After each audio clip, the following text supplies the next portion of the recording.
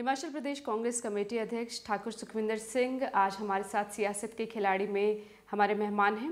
1989 से NSUI अध्यक्ष बने और उसके बाद से सियासत में सक्रिय तौर पर सरगर्म हैं।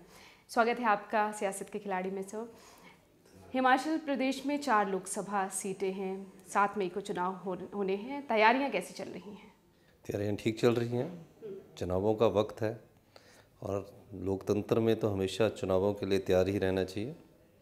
तो अब भविष्य में जब परिणाम आएंगे तब पता लगेगा कि तैयारियाँ ठीक थी या ठीक नहीं थी। हिमाचल प्रदेश में इतिहास रहा है कि जो भी सरकार सत्ता में होती है उसकी सीटें ज़्यादा आती हैं, लेकिन इस बार बीजेपी ये कह रही है कि वो नया इतिहास रचेगी। क्या इतिहास दोहराया जाएगा या नया इतिहास रचा जा सकता है? नहीं, विपक्षी पार्टियां तो हमेशा ये सोचती है कि किसी न किसी मुद्दे या किसी न किसी लहर पर बैठकर वो अपने आप को जीता हुआ समझती है। लेकिन 2009 में जो चुनाव हुआ था उस समय जम्मू कश्मीर, पंजाब, हरियाणा और उत्तराखंड में यहाँ मेजॉरिटी सीट्स भी कांग्रेस की आई थी। हिमाचल में तो सिर्फ एक सीट आई। हिमाचल में बीजेपी की सरकार थी और लोगों ने उस समय की लहर को ना देखते हुए जो सरकार सत्ता में थी उसका साथ दिया था। इस बार सत्ता में हम हैं, एक ही इसका फ़ायदा हमें ज़रूर मिलेगा। और जो यूपीए सरकार ने पिछले 10 साल में कार्य किए हैं और राज्य सरकार ने जो 1 साल में कार्य किए उसका फ़ायदा भी हमें मिलेगा। और हमें लगता है कि इस चुनावों में हम 4 लोकसभा सीटों पर विजयी घोषित। केंद्र सरकार की आप बात कर रहे हैं, लेकिन लगता नहीं केंद्र सरकार भ्रष्टाचार, महंगाई, बेरोजगारी जैसे मुद्दों से घिरी हुई है। नहीं, भ्रष्टाचार, महंगाई, बेरोजगारी ये मुद्दे हैं और ये किसी एक चुनाव में नहीं होते। पिछले कितने चुनाव ले लीजिए, उन सब में ये मुद्दे होते हैं। आरोपों की बात मैं कर रही हूँ, इन आरोपों से घिरी हुई है। नहीं, आरोप लगाने से कोई दोषी नहीं हो जाता और आरोप लगाने वाले के पास तथ्य नहीं होते। चुनावों के वक्त अफवाहें फैलाकर, तरह तरह की बात रहकर, मीडिया में सुर्खियाँ बसोरकर अपनी राजनीति। पर ये तो सच है कि महंगाई बढ़ी है, इससे तो आप इनकार नहीं कर सकते। खुद प्रधानमंत्री ने ये माना है कि बेरोजगारी वो ज़्यादा दूर नहीं कर पाए, महंगाई भी बढ़ी है। नहीं, महंगाई किन चीज़ों में बढ़ी है? हम खाने की चीज़ों को महंगाई से जोड़ते हैं, जबकि खाने की चीज़ों में उतनी बढ़ोतरी नहीं हुई। आज समर्थन मूल्य जो किसान को हम देते हैं, जो पहले आज से पहले 3 गुना हमने समर्थन मूल्य बढ़ाया है, चाहे वो गेहूं का समर्थन मूल्य की बात है। महंगाई किन चीज़ों में बढ़ती है? अगर पेट्रोल बढ़ जाता है तो लोग कहते हैं कि महंगाई बढ़ गई, इसका असर कहते हैं नीचे तक जाएगा। वो ठीक है, हमें आर्थिक व्यवस्था को भी देखना है और आर्थिक व्यवस्था को देखते हुए कई फैसले लेने पड़ते हैं, क्योंकि जनता की कल्याण की कई योजनाएं हैं। उसके लिए धन कहाँ से आएगा? तो थोड़ा बहुत अगर कहीं महंगाई का थोड़ा बहुत महंगाई बढ़ती है तो उसको लोग, भारतीय जनता पार्टी, खासकर भारतीय जनता पार्टी, छोटे से मुद्दे को बहुत बड़ा मुद्दा बनाने की हमेशा कोशिश करती है। यानी आप भ्रष्टाचार, महंगाई, बेरोजगारी छोटा मुद्दा मानते हैं? मेरा कहने का मतलब ये है कि सब मुद्दे बड़े होते हैं, लेकिन ये बात सच्चाई है कि भ्रष्टाचार में किसने सबसे ज़्यादा कानून बनाए। और इन आज़ादी के इतिहास को देख, आज़ादी के बाद का इतिहास देख लीजिए। ये मनमोहन सिंह जी की सरकार है जहाँ एक पूर्व मुख्यमंत्री की पुत्री को जेल जाना पड़ा, MPs को जेल जाना पड़ा। हमारी सरकार ने भ्रष्टाचार को दूर करने के लिए कानून बनाए। हमारी सरकार ने कानून तो बनाए ही, लेकिन जो भ्रष्टाचारी थे उनको जेल भेजा। पर ये मानेंगे कि सबसे ज़्यादा घोटाले भी आपकी ही सरकार में? नहीं, हमारी सरकार में घोटाले नहीं, घोटालों के आरोप लगे। ये ठीक है कि घोटालों के आरोप लगे, घोटाले नहीं हुए। घोटाले करने वाले जो लोग हैं उनको सरकार ने जेल भेजा।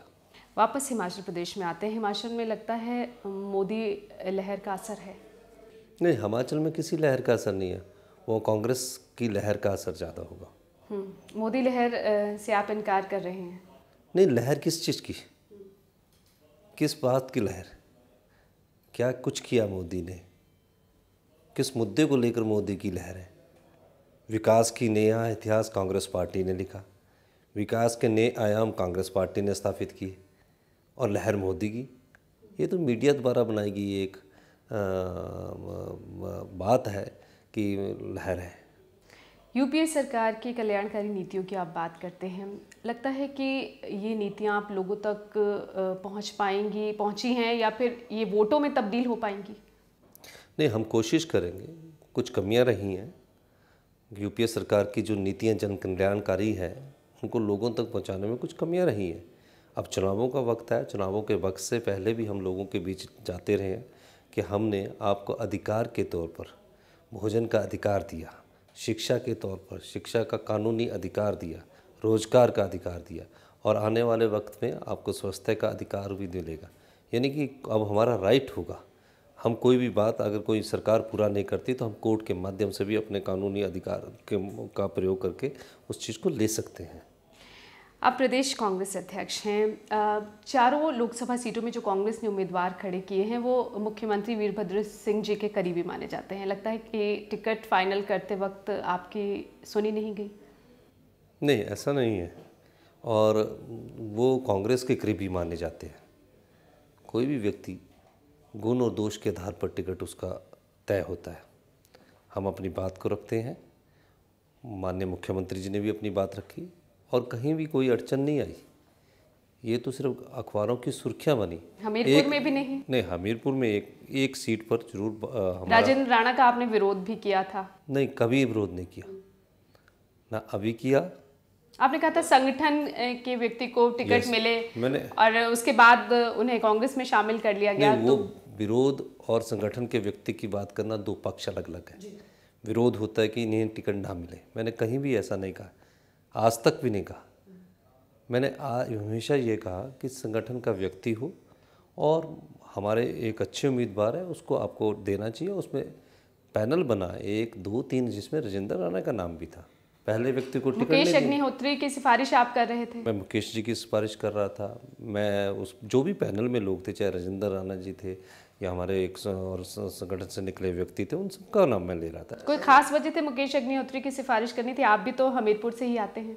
बिल्कुल, मैं हमीरपुर जिला से संबंधित हूँ, मैं वहीं से विधायक रहा हूँ और इसमें कोई दो राय नहीं है। लेकिन मुकेश अग्निहोत्री जी को हमने ये सोचा कि पिछले 1 वर्ष में वो तीसरी बार विधायक बने और ऊना विधानसभा क्षेत्र ऊना जिला में मतदाताओं की संख्या बहुत अधिक है।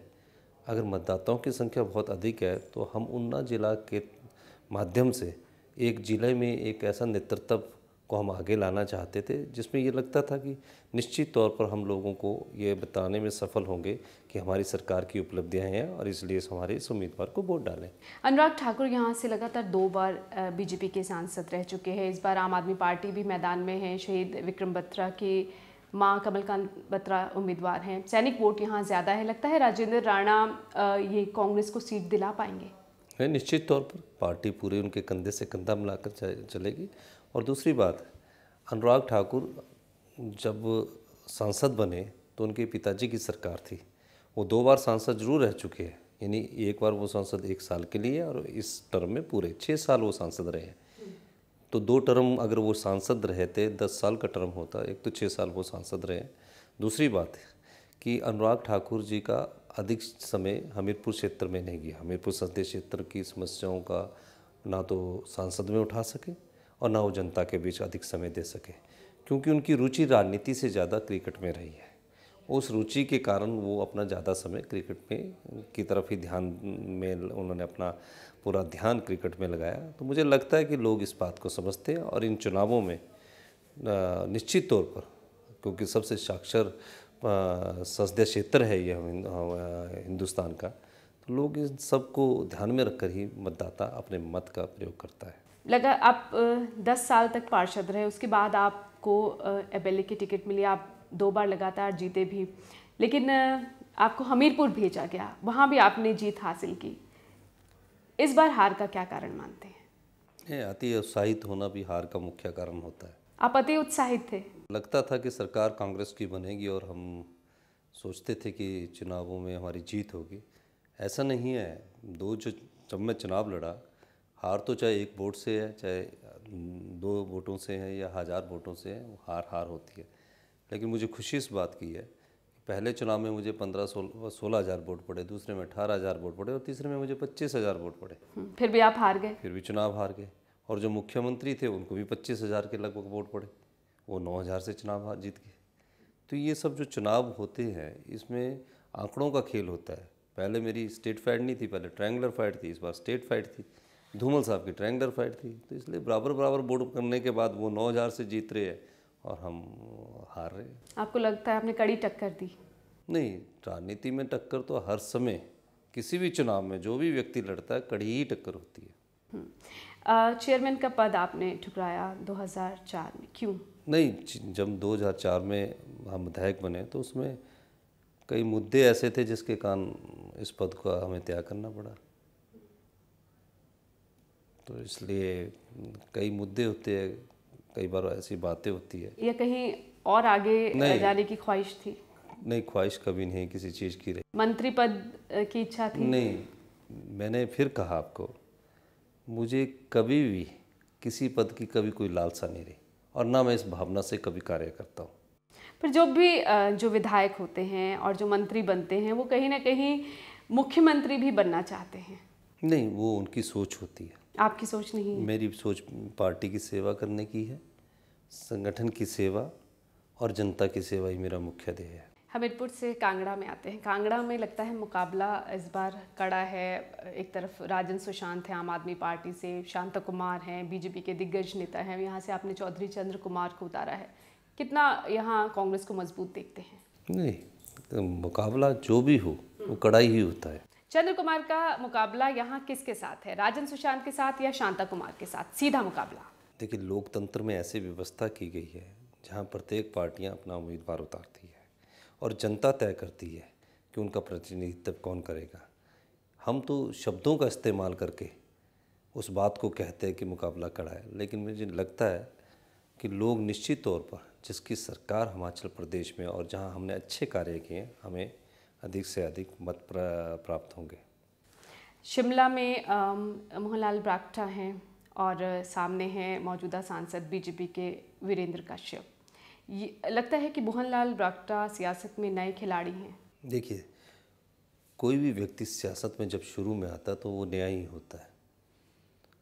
राजनीतिक जीवन में किसी की शुरुआत जब राजनीतिक जीवन में होती है तो लोग तरह तरह की बातें करते हैं। निश्चित तौर पर कांग्रेस चारों सीटों पर जीतेगी, उसमें चाहे शिमला हो, चाहे हमीरपुर हो, चाहे कांगड़ा हो और चाहे मंडी सीट आपके पास है। यहाँ से प्रतिभा सिंह उम्मीदवार हैं फिर से एक बार।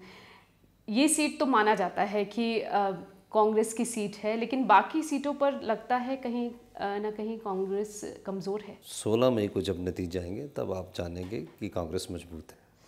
किन मुद्दों के साथ आप जनता के बीच जाएंगे, क्योंकि सरकार राज्य में आपकी है? ये तो मैं अभी पीछे ही कह चुका, विकास का मुद्दा हमारा मुख्य उद्देश्य होगा जनता के बीच में। और जनता साक्षर बहुत हो चुकी है, अब लोग जानते हैं कि हमें किसे मत करना है, कौन आदमी अच्छा है, कौन हमारा सही रूप से प्रतिनिधित्व कर सकता है, कौन हमारी आवाज़ संसद में उठाएगा, ये लोगों को पता है। और आने वाले समय में निश्चित तौर पर हमारी जीत सुनिश्चित होगी। भ्रष्टाचार एक बड़ा मुद्दा है, मानते हैं, क्योंकि विपक्ष आप पर आरोप लगाता है भ्रष्टाचार के, आप विपक्ष पर आरोप लगाते हैं। जनता के बीच जो संदेश जा रहा है वो किस तरह से जा रहा है? लगता है कि आम आदमी पार्टी भ्रष्टाचार के खिलाफ लड़ने की बात कह रही है तो उससे फ़ायदा पहुंच सकता है? भ्रष्टाचार की कोई भी लड़ाई आज तक कांग्रेस पार्टी ने लड़ी है। राहुल गांधी जी के नेतृत्व में लोकपाल बिल बना।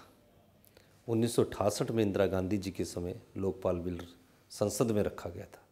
भारतीय जनता पार्टी के 5 साल सरकार सत्ता में रही, लेकिन उसको अमली जामा पहनाने का कार्य जब राहुल गांधी जी ने उस मुद्दे को उठाया, पार्टी में उठाया, उसके बाद ये लोकपाल कानून बना।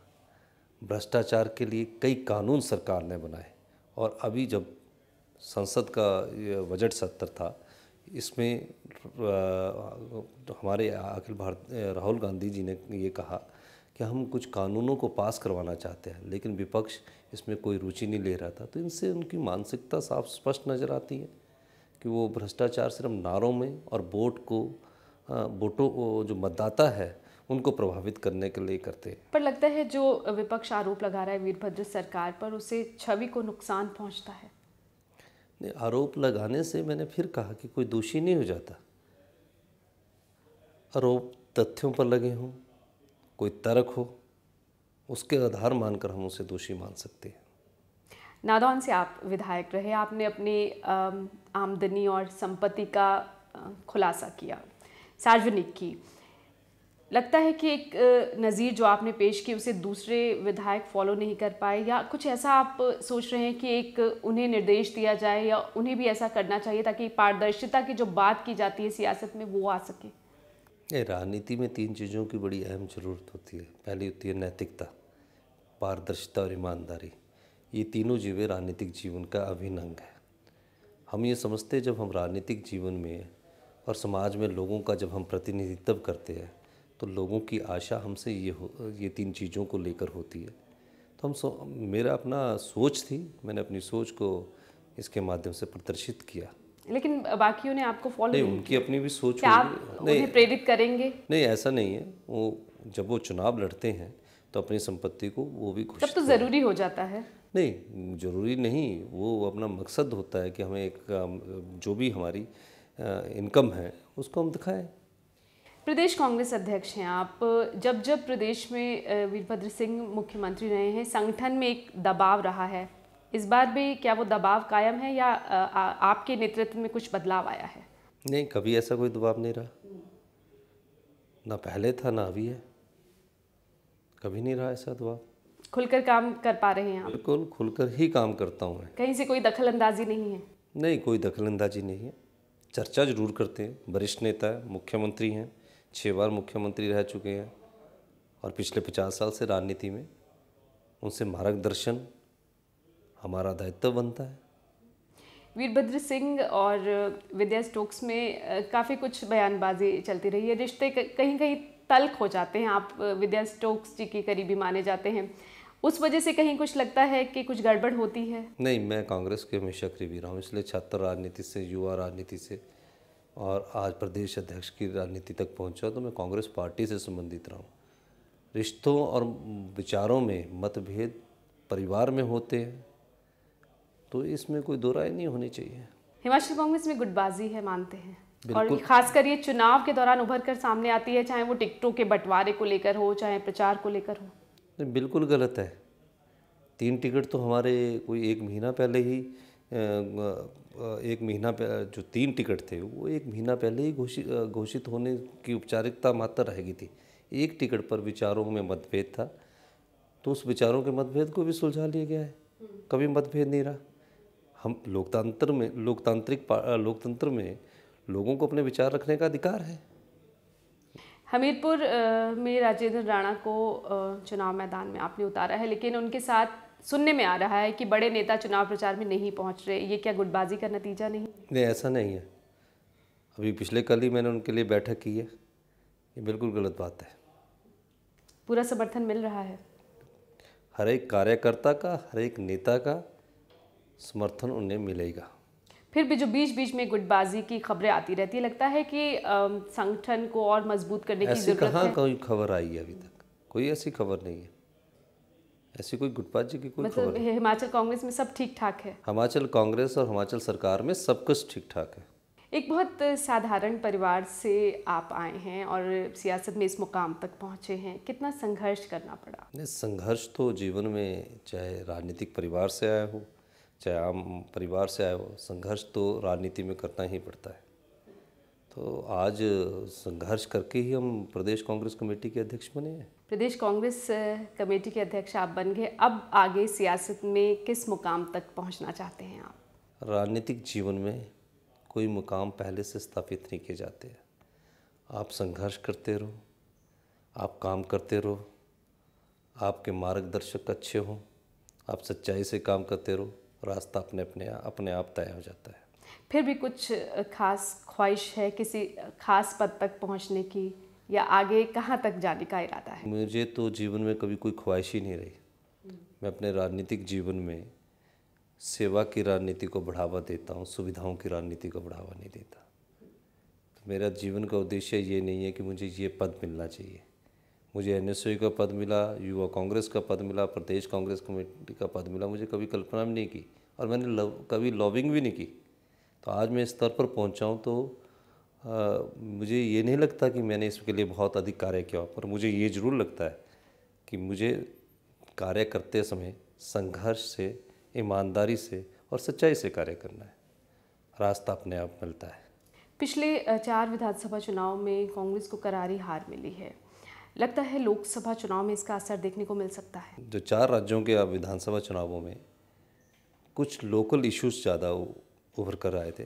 जैसे गैस का सिलेंडर से सब लोग प्रभावित थे। कांग्रेस पार्टी ने उन कमियों को पहचाना और राहुल गांधी जी ने अखिल भारतीय कांग्रेस कमेटी का जब अधिवेशन हुआ उस समय उन्होंने उसकी मांग की और 9 से 12 सिलेंडर कर दिए गए।